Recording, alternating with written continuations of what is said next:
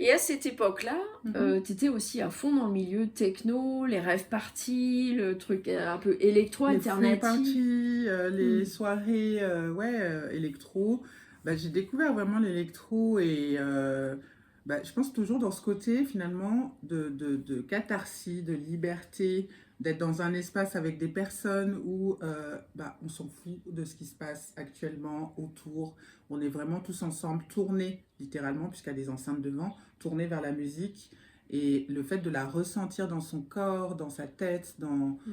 et toute la culture aussi free party qui est avec, parce qu'il y a bien sûr le côté individuel dont je viens de parler, qu'est-ce qui se passe en soi dans un espace comme ça, mais aussi bah, la revendication du milieu techno, rave, qui était d'occuper un espace temporairement, un peu comme une ZAD musicale, tu vois, zone, Ah ouais, voilà, tu vois, une zone d'occupation temporaire. c'est une bonne métaphore, oui, oui, Voilà, de oui. l'investir, de vivre des choses dessus. Et puis, hop, il est à nouveau laissé comme avant d'être investi. Et d'avoir cette liberté-là. Et parmi les groupes, on pourrait dire, ou plutôt collectifs, qui sont extrêmement porteurs de cette culture et qui l'ont emmené même en France, on peut bien sûr parler des Spiral Tribes, qui donc sont des Anglais et Anglaises qui sont venus chassés par Margaret Thatcher à l'époque, dans les années 90, fin 80 même, qui a fait une répression immense du mouvement techno en Angleterre. Donc eux, ils sont venus et ils ont emmené avec eux cette culture-là en France et en Europe après, dans les pays de l'Est, etc. Et ça a créé vraiment tout un mouvement autour de la musique, autour des libertés, et qui, moi, enfin, il me plaît toujours, mais du coup, qui est très fort, qui est imprégné, en fait, qui a cette dimension politique. Et je tiens à faire aussi une petite, voilà, Un parallèle peut-être? oui, Oui. ou plutôt sur l'actualité, c'est que là, il Ah y a oui, encore des lois qui sont durcies, encore plus sur les personnes qui organisent des free parties et oui, qui participent, j'ai entendu. t'as dû voir passer. Mm. Et c'est juste scandaleux parce que bah, c'est encore comment réprimer un mouvement, comment réprimer des appels de liberté, tout simplement. Et c'est même, j'ai même pas le mot, c'est plus que dommage en fait. Enfin, je cherche quelque chose de plus fort que le mot dommage parce que c'est en train de tuer un mouvement alors que, je C'est veux dire, problématique c'est en tout cas. problématique. Mm. Alors, c'est un mouvement qui est très stigmatisé, mais de là à le faire, à l'éteindre comme ça, qui a quand même 30 ans, 35 ans, pour moi, c'est révoltant. Voilà, donc c'était mon aparté, mon coup de gueule sur la répression des milieux des free parties. Et alors, j'ai pas retrouvé de CD parce que déjà à l'époque, j'achetais beaucoup moins de CD, où c'était des CD gravés, tout ça, voilà. Mais par exemple, j'ai Asian Dub Foundation, Ah oui, voilà, alors ça, qui en termes de bougeotte, c'était ça. Et j'aimais trop justement que bah, c'était des personnes racisées aussi dedans qui se sont réappropriées leur musique plutôt orientale et oui, voilà, et qui l'ont remixé à la sauce drum and bass, électro, etc. J'aime ah, beaucoup. d'ailleurs, il faut dire que toutes ces musiques électroniques sont Mm. issues des musiques africaines en Ah, fait, bah oui. totalement, hein, par la rythmique, par... Bah oui, non, mais tu ouvres vraiment un sujet parce qu'effectivement, je pense que pas que ce qui me plaisait, c'était le fait que c'est un lien avec la musique des Afriques, mais c'est que il y avait ce côté, je pense, où la rythmique, je pense aussi quand tu écoutes de la musique électronique, techno et tout ça, bah, ce qui vraiment qui ressort, c'est, comment on peut dire Une dans les forme de termes? transe un peu, Ouais, enfin un état second peut-être. bah, quelque chose qui résonne dans la rythmique et qui, je pense, renvoie quelque part, mais à nos origines, à tous et toutes, en fait, c'est-à-dire l'Afrique, le berceau de l'humanité, et au fait que Un retour aux sources un en retour fait. aux sources est comme Mm. un rituel aussi. où on se retrouve, Ah oui, voilà. tu vois. Voilà, oui. Quelque chose d'un peu, voilà, rituel, Une chamanique, communion. communion. Mm. Et c'est ce qu'on retrouve aussi dans les groupes, dans des groupes en Afrique, mais comme ailleurs aussi, hein, en Amérique latine, Chez en les natifs Papouasie, américains chez ou les chez les natifs natifs. indiens, oui. Mm. Voilà, c'est quelque chose qui est très ancien et que finalement, est-ce que ça serait pas ça finalement le mouvement techno, de mettre avec des instruments modernes, mais des pratiques très anciennes en fait, des rituels qui remontent dans le fait de les faire de manière ancienne. Oui. La question est posée quoi. Et Mais en c'est tout vrai cas, que, ouais. en tout cas, moi, je te rejoins sur cette notion de justement de retrouver un peu des racines, de se retrouver à la fois dans son intériorité, mais de communier aussi cette intériorité avec le monde, avec l'autre. Et voilà. Et ça, je te rejoins à ce niveau-là. Et ça me fait penser aussi à tous les mouvements plutôt style hip-hop, musique... Bien sûr. C'est le rap, la soul, enfin je sais pas, je mélange un peu tout. Peut-être pas la soul, mais en tout cas me concernant, j'ai aussi en parallèle, parce que là on fait un peu comme une chronologie, mais tout ça se nourrit un peu, ça peut être en parallèle, ça peut être plus des tendances à des moments que d'autres, mais en tout cas moi le hip-hop il est aussi venu très vite, j'en écoutais en même temps que du punk, en même temps j'en écoute toujours, que le punk, que la musique techno, électro. Donc là, c'est vraiment aussi mes CD à l'ancienne. Maintenant, ouais. tous les plus récents, je stream. Hein, alors, je fais passer là, Wu-Tang Clan. Le Wu-Tang Clan, la base. Comment on le prononce d'ailleurs? Moi, je me suis toujours... Le Wu-Tang Clan. Wu-Tang Clan. Le Wu-Tang Clan. Ok. Et donc, qui ont été oppressés, opprimés par la police, les majors et tout ça. Voilà, ils ont une lourde histoire, mais ils disaient les termes. Hein, alors, c'est un excellent groupe. C'est un excellent groupe, voilà. Bien sûr, les Footies. Lauryn Hill. Lauryn Hill, ouh là là là. Ah ben là, ça me fait penser à Kool and the Gang aussi, parallèlement. Ah bon? Je sais pas pourquoi, mais... Je sais pas pourquoi je pense à Kool and the Gang. Celebrate our time, come on. Bon là, on remonte un peu plus peut-être. Bon, les fameux I Am avec leur album de tous les temps, l'école du micro d'argent, qui est intemporel et je l'ai écouté encore il y a quelques jours, véridique.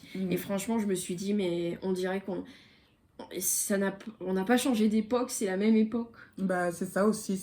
En fait, moi, ce que j'aime dans le hip-hop, c'est quand il y a des choses qui sont dites, mais tellement avec une intensité. Et pareil aussi, ça rejoint le rock, hein, sur le côté... c'est pas parce que c'est dit avec force, violence, etc., que la légitimité, elle n'est pas dedans. Parce que pour le coup, là, on a parlé d'IAM, on a parlé du Wu-Tang, il y a plein de groupes qui, la rumeur par exemple, parle des réalités de classe, de race, peut-être moins de gens du coup, mais qui sont vécues avec des plumes incisives vraiment super chouettes et super fortes. Et on peut s'identifier aussi. Et ça fait du bien. Alors, on a des artistes que tu connais un peu plus. Mais donc, oui, donc là c'était un CD de titre que j'avais à l'époque, mais pour parler aussi du mouvement hip-hop, ce que j'appelle le mouvement hip-hop bad bitch, quoi, par exemple, voilà. On peut aussi mettre dedans Missy Elliott, Nicki Minaj, même si maintenant elle aussi, qu'est-ce qui lui est arrivé, pourquoi tu allais du côté de Trump en fait, ça va pas du tout. On comprend pas là. On comprend pas, tu vois. Et toutes ces rappeuses qui ont la niaque, qui posent aussi les choses, qui parlent de leur sexualité, qui s'en foutent en fait, qui sont hyper... on pourrait dire sexualisé, féministe, mais c'est ça, bad bitch. Ouais, c'est ça, bad bitch, c'est j'en ai rien à foutre et je pose les choses là. J'assume. Et ça, notamment chez les rappeuses noires, ça fait aussi du bien en termes de représentation et de présence, quoi. Moi, je kiffe. Et alors, il y a aussi Janet c'est une autre veine un peu Janet, hein, mais bon. Bah, c'est la maman des Bad Bitch, quoi, aussi. Il n'y a pas d'autres photos que celle-ci, mais en tout cas, c'est une belle représentation. Vraiment, et cet album, je l'aime énormément. Got Till It's Gone, c'est une des musiques qui était dedans. Et c'était un album beaucoup introspectif. Elle traversait une dépression assez forte et elle en parle dedans. Et je trouve que bah, c'est aussi la musique, c'est ça qui est hyper important et qui fait du bien, c'est que il y a la possibilité de pouvoir véhiculer des messages, parler de ce qu'on ressent et exprimer il y a longtemps, quoi, où c'était moins, voilà, parler de santé mentale, machin, c'était pas le truc. Ah bah oui. Exprimer une forme de mal-être et comment dire, un vécu psychique douloureux en tout cas, et qui peut même aller jusqu'à même des troubles psy, voilà. Et ben ça c'est vraiment, ça fait du bien en tout cas pour les personnes concernées. Bien sûr, ça fait du bien de l'entendre, ça fait du bien de se dire aussi qu'il y a une personne qui peut vivre ou avoir vécu des choses similaires, ou bien, enfin, c'est toujours on en revient toujours à cette question de la représentation finalement, hein. C'est qu'est-ce qui nous fait du bien dans ce qu'on peut voir à l'extérieur aussi de nous, qui nous ressemble, ou qui a les mêmes oui. À quoi on peut s'identifier. À quoi on peut s'identifier. Et on a notre artiste local. Spécial dédicace, Michel Blodia. Dans la place. Dans la place. Le hibou enflammé. Le hibou enflammé, mais c'est un album, mais attention, mais allez le checker. Allez sur la page YouTube d'ailleurs de Michel Blodia. Je mettrai en description, hein, bien sûr. Vraiment, il a une plume. Il a un monde, il a une reliance aussi, tout ce qui peut être intérieur, spirituel, politique. Enfin, vraiment, Michel Blodia, merci pour ce que tu fais, ce que tu apportes, parce que vraiment, ça fait du bien, ça a fait du bien et ça continue à le faire. Il est aussi avec le groupe de punk Pervers et Truand, avec qui il fait des feats ou même auxquels il participe à leur musique. Et c'est trop bien en fait de pouvoir aussi justement faire ce pont entre le hip-hop, le punk. C'est un moment où ça se marie, se retrouve, et c'est pas déconnant ni antinomique, parce que dans les deux cas, on parle de rébellion, on parle de choses qui oppressent, de ce qu'on a envie d'envoyer péter. Enfin, finalement, à part les riffs de guitare ou de quoi, il y a plein de similitudes, quoi. Et si c'est bien mixé, c'est cool. Et justement, en fait, c'est là qu'on voit finalement que tout peut se recouper d'une certaine manière. Et ça me fait venir à la question de comment toi, tu as fait une sorte de retour aux sources vers en fait des artistes locaux qui pouvaient être du Cameroun. Des artistes d'Afrique. Ou d'Afrique, voilà, oui. Et bien justement, c'était aussi, comme je disais tout à l'heure, en fait, rien n'est forcément tout dans un sens, et on peut faire des allers-retours, des parallèles, c'est ça. Et dans tout ce foisonnement qui était à la fois musicaux, militant, de conscientisation en fait des oppressions systémiques, etc. Et donc aussi, comme je le disais tout à l'heure, de me retrouver et d'avoir besoin de me retrouver dans des espaces en mixité choisie, avec des personnes qui ont les mêmes vécus que moi, naturellement, en fait, il y a eu ce retour aussi aux sources, c'est-à-dire des musiques qui, moi, me font du bien, parce qu'elles viennent de mon continent d'origine. Je préfère dire continent parce que c'est pas que le Cameroun. C'est aussi, tu pourras montrer des CD, mais c'est aussi la diaspora, puisque je suis issue de la diaspora, et c'est par des artistes qui sont aussi issus de la diaspora ou locaux. Et qu'on commence plutôt la diaspora ou locaux? Qu'est-ce qui... Alors, tant qu'on était un peu dans tous les styles musicaux, là, on va aller dans la diaspora et après, on va se recentrer sur les locaux. Okay. Donc, en ce qui me concerne, moi, je me suis beaucoup plu à écouter le chanteur Seal, donc anglo-saxon, britannique. Tout à fait, oui, l'anglais. Et donc, avec cet album-là que j'ai écouté en boucle à une époque où j'étais au lycée, et je vous avoue que la pochette m'a bluffé. La pochette, m'a bluffé, vraiment. C'est fascinant. Hein. Et l'album, d'ailleurs, c'est Human Being, donc l'être humain. Donc, on voit sur la pochette, et en même temps, il a un côté presque... un peu... Vraiment sculptural. Sculptural, oui. Là, je vais essayer de le montrer le mieux possible. Mais voilà, on a l'intérieur aussi où on a tout un travail graphique et photographique. Photographique qui est vraiment magnifique. Et qui, justement, je trouve intéressant parce que c'est pas, comment dire, une caricature du corps noir. Parce que ça, totalement. On est fatigué, en fait. Et typiquement, tu vois, comment elle s'appelait? J'ai un trou. Qui avait la coupe comme ça, Grace Jones. Grace Jones, enfin... Déjà, je suis pas fan trop de sa musique, en fait, il faut le dire. Et puis, je trouve qu'elle a été trop essentialisée et... rendue exotique. Et stéréotypée, ouais. Puis fétichisée, peut-être. Carrément, carrément. Le photographe qui a fait les photos les plus connues d'elle, Jean-Paul Goud, si mes souvenirs sont bons, c'est bon, le gars... c'est Jean-Paul Bad, en fait. Franchement, c'est bad. Voilà. C'est bon. Pousse à l'envers. Ah oui. Donc, du coup, là, de voir cette pochette, ça fait du bien. Alors, d'ailleurs, on va continuer dans l'infographie, les pochettes aussi. Hein, oui, elle est infographiste aussi. Hein, donc, elle peut nous dire aussi des avis. Donc, Rokia Traoré. Oui. Donc, c'est...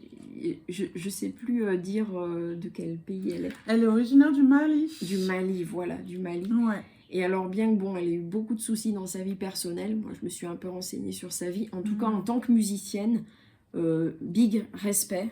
Vraiment. Parce qu'elle a vraiment une voix incroyable. Et moi, elle me fait couler des larmes quand je l'écoute. Et puis l'instrumentation de cet album, donc Boom Boy, il est vraiment... c'est de l'orfèvrerie. C'est un album, si vous devez en garder qu'un, ou en tout cas écouter une musique pour la première fois de Rokia Traoré, c'est celui-là. C'est cet album, je le mets en gros plan, et vraiment... une voix... C'est une musicienne, une chanteuse, une artiste fabuleuse. En fait, je fais un lien avec d'autres chanteuses d'Afrique, donc Oumou Dioubaté, que tu connais peut-être un peu, toi, Sansan. Petite anecdote, merci à mon frangin. C'est un album qu'il avait acheté dans un petit bazar de CD à Angoulême, à l'époque où il faisait ses études à Angoulême. Et il avait adoré la voix de Oumou Dioubaté. Oui. Et, toujours aussi du Mali, hein, c'est l'Afrique de l'Est. Et donc l'album Femmes d'Afrique, intitulé Femmes d'Afrique. Et également cet album qui est un patchwork. Alors j'aime pas trop dire patchwork, en fait c'est pas le bon mot.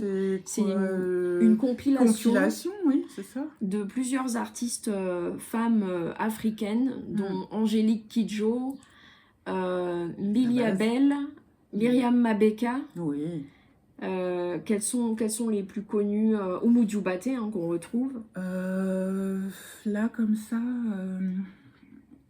Oui, celle que tu as dit. Oumou Dioubaté, voilà.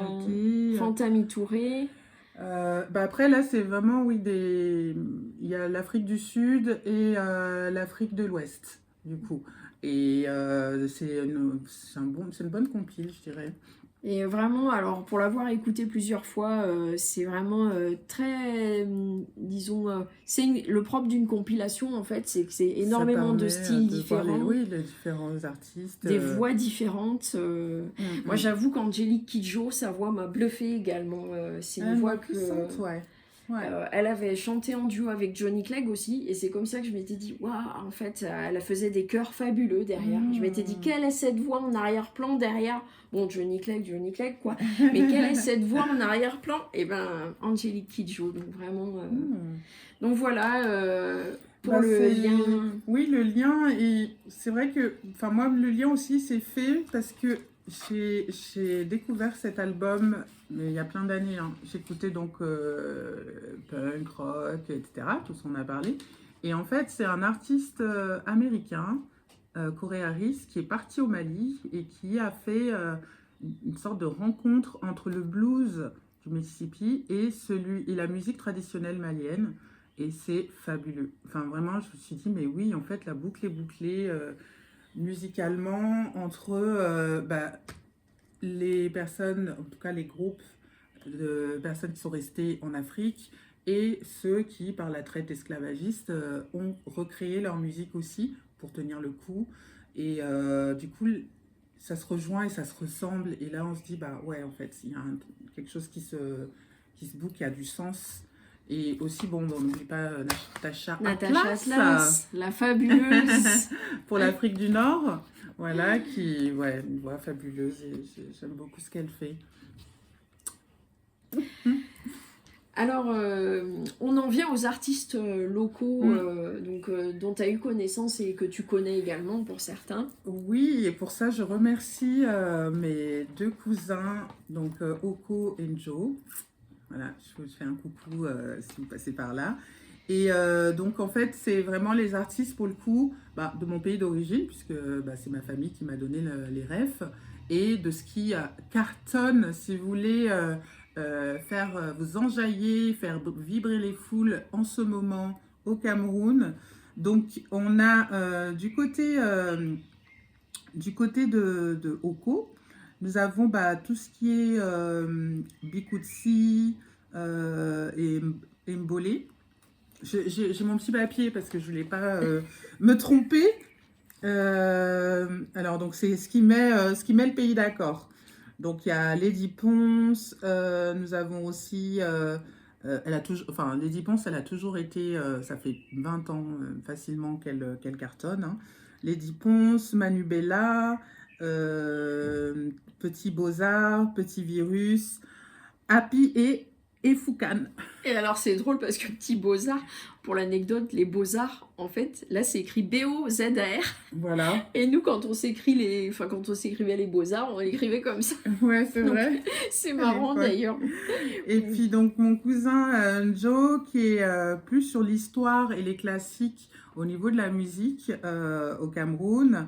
Donc bien sûr les fondamentaux, le Bikoutsi, des Têtes Brûlées ou de Messi Martin.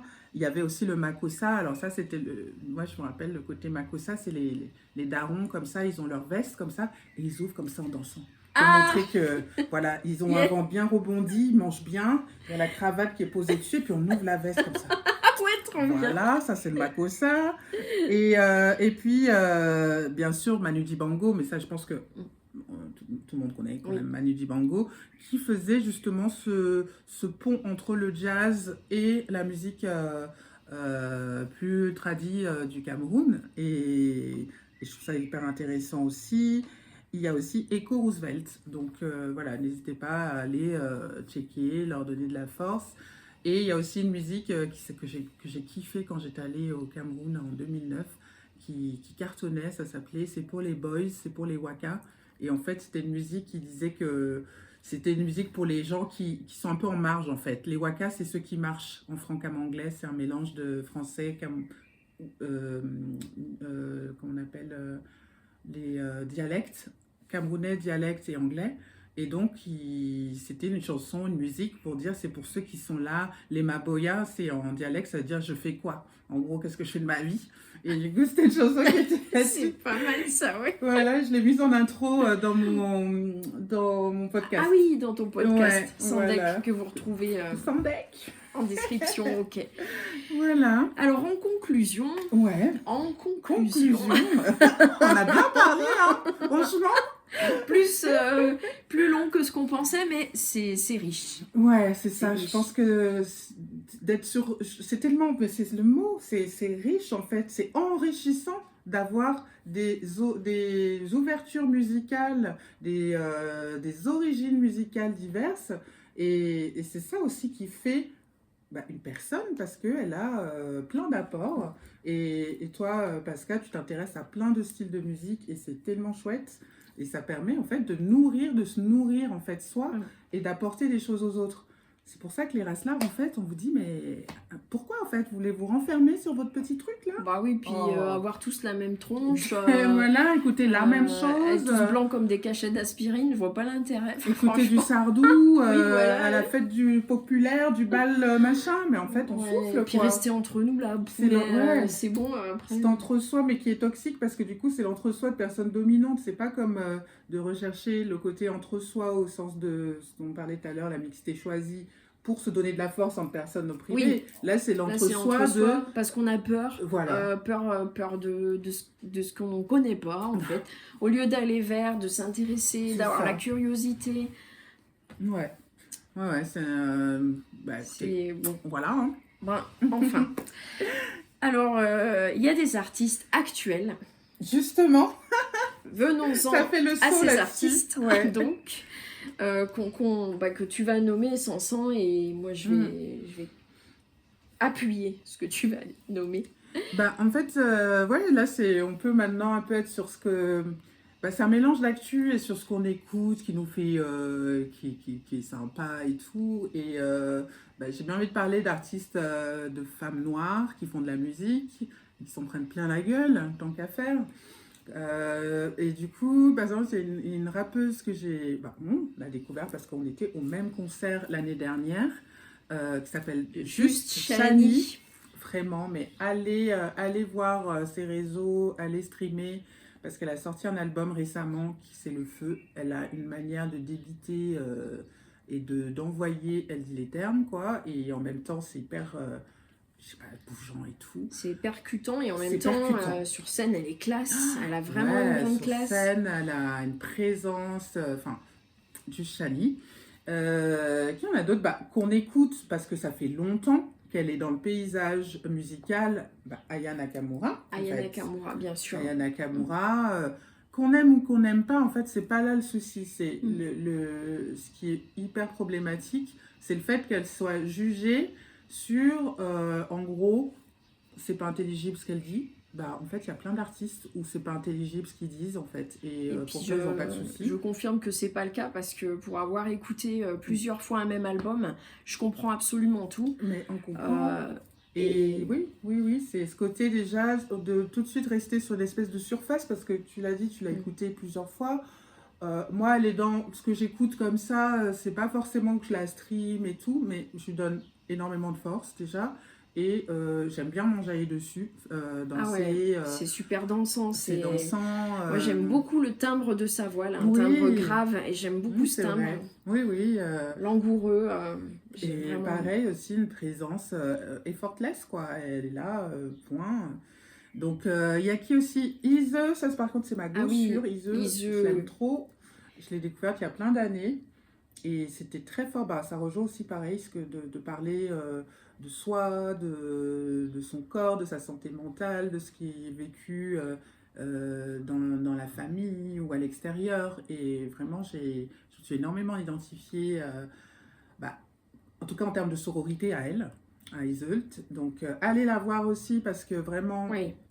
Elle envoie tout. Et puis elle porte vraiment son identité, son personnage, qui est même pas son personnage, c'est elle en fait, tout simplement.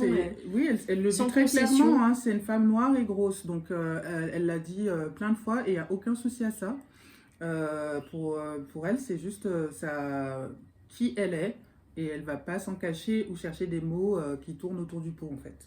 Et d'ailleurs, elle parle ouvertement de misogynie noire et de grossophobie. Donc, tout à fait. Elle est vraiment... Tu vas dans les termes pointus comme ça, la misogynie noire la misogynie noire. Alors, qu'est-ce que la misogynie noire Je vous invite à aller regarder sur Internet. Vous avez beaucoup d'informations. Il y a plein de choses sur Internet. Vous pouvez vraiment tout demander. Vous tapez misogynie noire et vous comprendrez. De toute façon, c'est pas très compliqué si on a des bases d'étymologie. Misogyne, donc tout ce qui est haine des femmes, et noire, des femmes noires, voilà.